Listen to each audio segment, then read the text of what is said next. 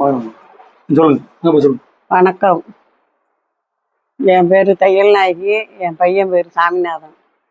நாங்கள் என் பையனுக்கு பொண்ணு பார்த்துட்டு இருக்கோம். நீங்கள் தயவு செய்து நல்ல ஜாதகக்காரன்ட்டு பார்த்து சொல்லுங்கள். இதுமாரி எங்கள் பையனுக்கு பொண்ணு பார்த்துட்டு இருக்கோம். அப்படி ஜாதக நோட்டில் குறிப்புலாம் எழுதுறாங்களே, எழுதலாமா? குறிப்புலாம் எழுதாதீங்க. குறிப்பெல்லாம் ஜாதக நோட்டில் எழுதாதீங்க. ஜாதகத்தை பார்க்க சொல்லுங்க. ஜாதகத்தை தெளிவாக பார்த்துட்டு படிச்சுட்டு ஜாதகம் பார்த்தா நல்லா இருக்கும். ஆமாம். இவங்க ஜாதகத்துல குறிப்பை எழுதி வச்சிருக்கானோ, அப்பா இல்ல, ஆமாம், இத்தனை பொண்ணுங்க, கல்யாணம் ஆயிருக்கு, வீடு இருக்குலாம், குறிப்பு நம்பர் போடுறீங்க 5, 3, 4 தயவு செய்து செய்யாதீங்க. நல்லா படிச்ச ஜோதிடர்கள் வெளியில இந்த மாதிரி வர்ற பாமர மக்களுக்கு உண்மையை எடுத்து சொல்லுங்க. நீங்க ஏன் விளக்கத்தை அடுத்தவனுக்கு கொடுத்து என்ன பண்ண போறீங்க? எனக்கு பொண்ணு 4. அந்த பொண்ணுலாம் கல்யாணம் பண்ணி அது குடும்பத்தோட அது அவங்க ஊர்ல இருக்கு, நல்லபடியா இருக்கு. என் பையனுக்கு நல்ல பொண்ணா பார்த்து கொடுங்க.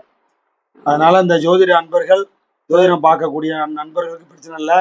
ஜோதிடம் தெரிஞ்ச மாதிரி நடிச்சுக்கிட்டு இந்த குறிப்பு துருவ கணிதம்னு சொல்லுவாங்க, இதை தயஞ்சு எழுதாதீங்க. அப்பான்னா 9, 4ன்னா தாயாரு, 3ன்னா சகோதரம், 1ன்னா ஜாதகரு.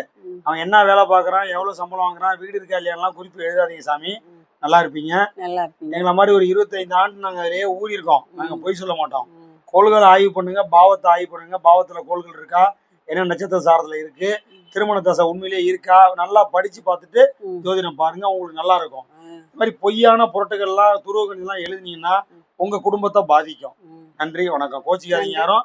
உங்க கலையை வளர்த்துங்க. இந்த மாதிரி பொதுமக்களுக்கு நீங்க என்ன சொல்லணும்னா, உங்களுக்கு தெரிஞ்சதை சொல்லக்கூடாது. உண்மையிலேயே என்ன இருக்கு, லக்னத்துல கோள் இருக்கா, அவர் என்ன செய்வாரு, அவருக்கு என்ன நடக்கும், அவர் எதிர்காலம் எப்படி இருக்கும் அப்படின்னு ஒரு நல்ல பலனை எடுத்து சொல்லிட்டு அப்புறம் கெட்ட பலனையும் சொல்லி எச்சரிக்கை பண்ணலாம்.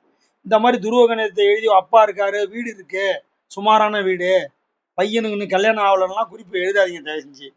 ஜோதிடர்களாக உங்கள்கிட்ட கேட்டுக்கிட்டு உங்கள்கிட்ட இருந்து விடைபெறுகிறேன். நன்றி, வணக்கம். டாக்டர் த. குருமூர்த்தி, கும்பகோணம். வாழ்க வளமுடன். தேங்க்யூ.